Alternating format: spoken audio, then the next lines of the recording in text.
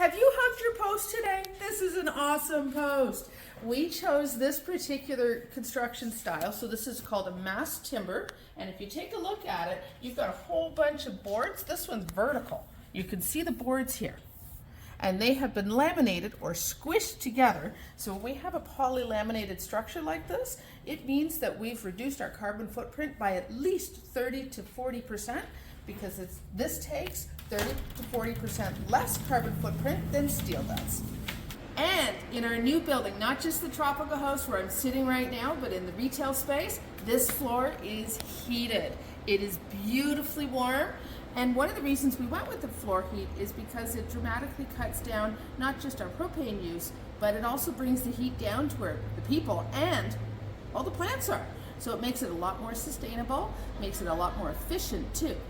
For our insect control on our tropical house, we also use biological insects. And they're found in these little packages. So if you see them, please leave them in place. There's a whole bunch of microscopic organisms in the package. There's a bunch of spaces in the package, and then they all crawl out. But those are the good guys.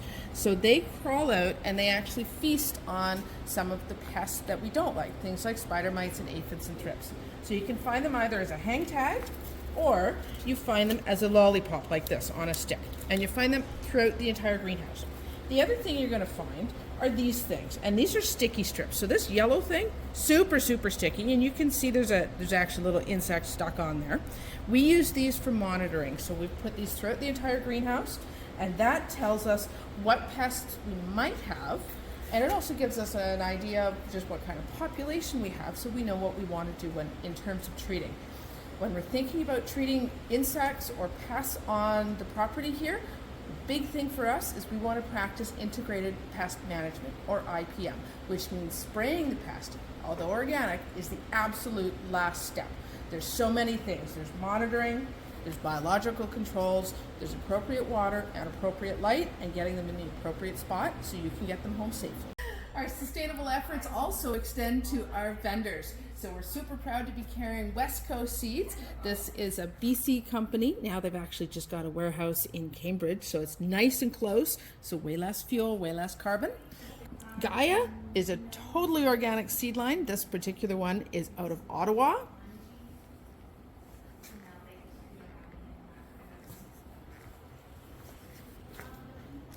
Northern Wildflower, this is 100% organic. It's also native. That's super exciting. So these are out of Sudbury, again, organic, but native. This is a whole bunch of native perennial flowers by seed, but the line we're actually most excited about is this. It's a small line, and that's okay. This little line here, this is by Enoch Seed Company. Enoch does heirloom tomatoes and heirloom seeds. So yes, you can trace the lineage of all of these back to, in some cases, the 1800s. But the part we're really super excited about is this company is out of Centre Wellington. So they're grown right here. You can't really get a whole lot more local than that. For a sustainable option for bags, you're going to find either a paper bag, just like this, or it's going to be one of our fabric bags. Even our growing practices are sustainable. In these next two houses, we've got about 10,000 perennial pots growing, and really you can't get a whole lot more local, because it means that these products need to travel 200 feet that way, so we're cutting out all of the gas, all of the fossil fuels, and everything for shipping. And again, it's local. The other thing it does mean from a growing perspective is we reuse our pots. So we're using less. That's awesome. We're getting better and better, but we do clean our pots out. We do reuse them. And we're also growing some native grasses up in here too, which is kind of cool. If you look at them, the top, the surface, this is a rice hull. So we're using a byproduct to actually control our weeds. Again, makes it a lot easier and a little bit more organic, a little bit more sustainable. Let's see what else we got. So aside from selling native trees, this is a native serviceberry, and as you know, totally one of my favorites. Again, I'm going to get you to look down. We've installed a drip irrigation system, so that's these guys.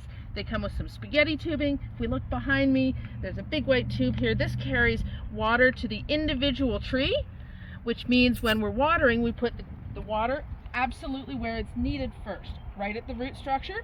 So we don't have, in our tree yard, we don't have any overhead water, which means we have way less evaporation and we're conserving our water choices too. Hey, so now here we need to talk about a couple things. First and foremost, I'm going to get you to look down. So our tree yard is all made out of wood fiber. Yes, this is a wood mulch, but we did this on purpose because it means a couple things. One, we get way better drainage, right? So we don't have any surface water back here. It drains through, and that also means that we're going to get all of our water filtering through a gravel bed. It also means that we don't have near as much mud, which is awesome, and it's totally organic.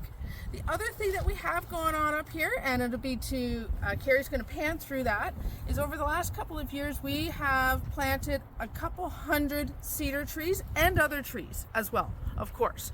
But this gives us a hedgerow, it also gives us a windrow, so in time it means that we protect the value of our pollinators because we're giving them a much better habitat. So we slow the wind down and we get those pollinators staying right here where we need them to pollinate your fruit trees. We have a pollinator meadow. We seeded this a few years ago, and you can just see the start of it coming up. There's a whole bunch of different things in here. We've got daisies, we've got black-eyed Susans. Yes, there's even goldenrod, the native one, of course. There's a whole bunch of asters, and there's a lot of other options. So surface water, both in our retail yard, in our lower yard where we are right now, and in the upper tree yard, we'll look at that in a minute, goes through one of these collection systems. This particular collection system gets run through a gravel bed, so by the time we've got our surface water exiting the front of the building into our retention pond, we have filtered all of the sediment out of it and makes it a whole lot cleaner to get put back. We also have, and I know it's strange, but if you actually take a look at the ground I'm standing on, in all of our parking lot and our hard surfaces, we used recycled concrete. In this case, that's what this chunk is right here. So we make sure we don't bring in concrete, we don't bring in asphalt, we use crushed, recycled products, so it makes better drainage, but more importantly, more sustainable.